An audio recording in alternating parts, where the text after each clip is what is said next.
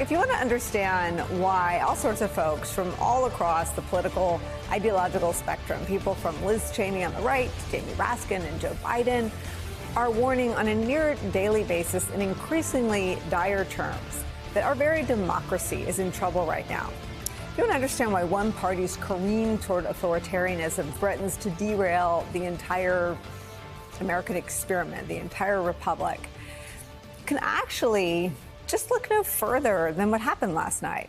Nikki Haley's endorsement of her primary opponent, Donald Trump, is part of what has now become a time-honored tradition of today's Republican Party in the Trump era. Prominent Republicans whose closely held private views about the ex-president may not actually be that different from mine or that of any Trump critic or any Democrat, end up taking all sorts of very public abuse and scorn from Donald Trump, including attacks on their spouses.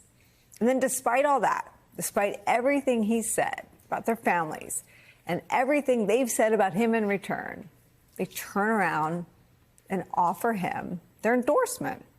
There's Ted Cruz's capitulation before the 2016 election after Trump attacked his wife, Heidi. Cruz said this. Donald, you're a sniveling coward, and leave Heidi the hell alone. Real men don't try to bully women. That's not an action of strength. That's an action of weakness. It's an action of fear.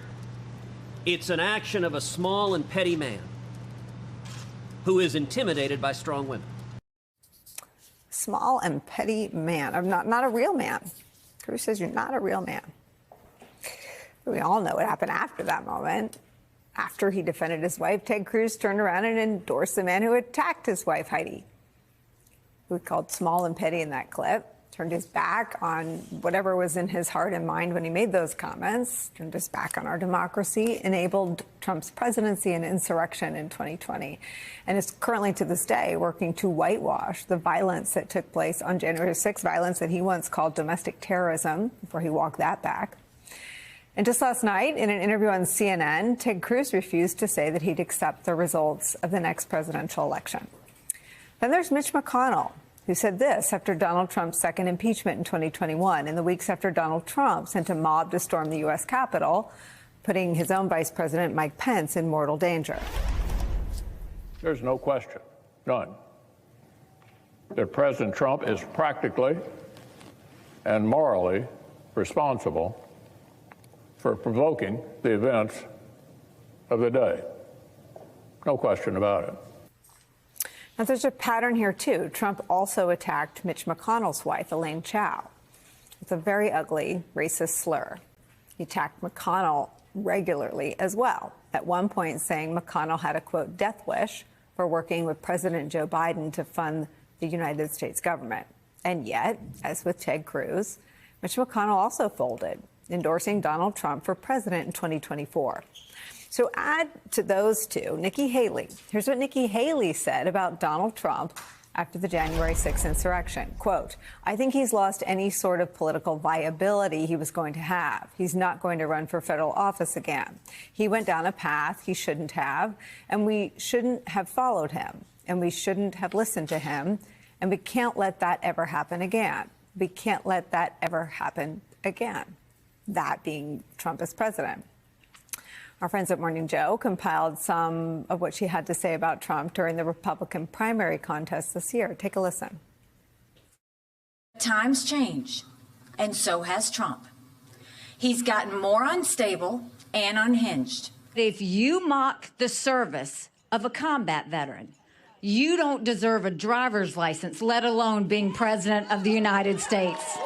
We've seen him get confused. He was confused about me having something to do with keeping security away from the Capitol. He was confused when he said that Biden was going to run us into World War II. He's not qualified to be the president of the United States. It's not normal to insult our military heroes and veterans. He was thin-skinned and easily distracted. It's not normal to spend $50 million in campaign contributions on personal court cases. There is no way that the American people are going to vote for a convicted criminal. It's not normal to threaten people who back your opponent. He went and was trying to buddy up with Putin. Every time he was in the same room with him, he got weak in the knees. And it's not normal to call on Russia to invade NATO countries.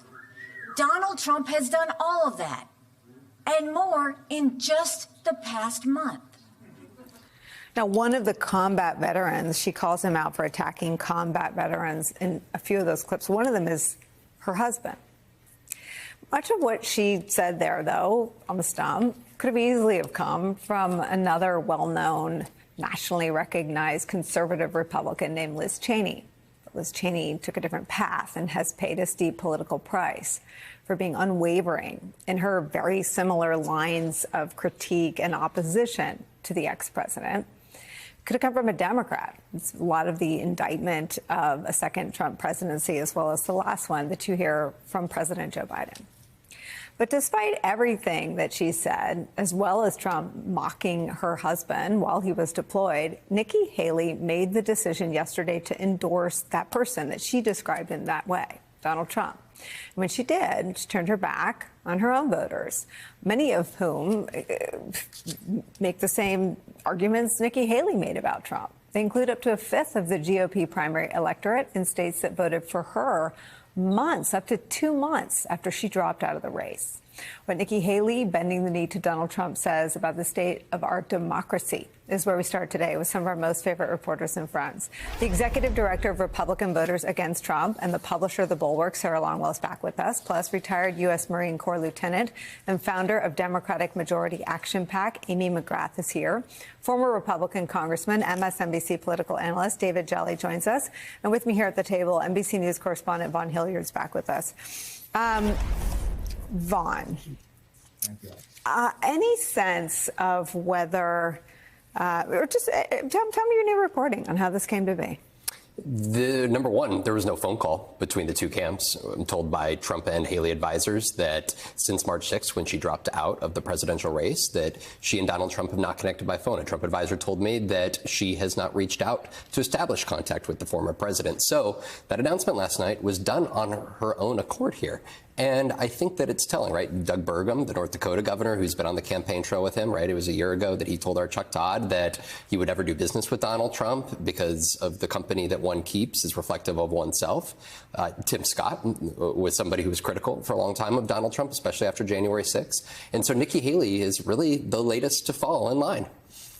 What's amazing about your reporting yesterday, and it's why we dug up McConnell and Cruz's past clashes with Trump, is how deeply personal they were. I mean, Nikki Haley and her husband had a public social media broadcast fight with Donald Trump this year in the last 8 weeks. Right. I think that, we've lived this, and I'm glad that you talked about Ted Cruz, because back in 2016, I was on the road every single day with Ted Cruz, including the day that he dropped out of the race. That morning, it was an Evansville, Indiana barbecue shop, when essentially on his way out, he said Donald Trump is amoral, a pathological liar, a serial philanderer. 2.5 months later was the Republican National Convention. I was there in that arena in Cleveland, and Ted Cruz was slated to speak. And I got the remarks ahead of time, and in his remarks, there was no endorsement of Donald Trump. And so when he went out on the stage, I was actually in the bowels of the arena, not expecting much fanfare, because, why would Ted Cruz endorse the man who mocked his wife, right? And who he had just said all of these things about. But then he took the stage. And what made this clear to me, and 8 years later, we're still playing this out with Nikki Haley, that moment was the shot across the bow for Republicans. Because when Ted Cruz said the line, if you love our country and love your children as much as I know that you do, stand and speak and vote your conscience. He didn't say vote Donald Trump. The arena erupted into boos. And it was that moment I looked around at others who I was standing with. It was no longer about just Donald Trump.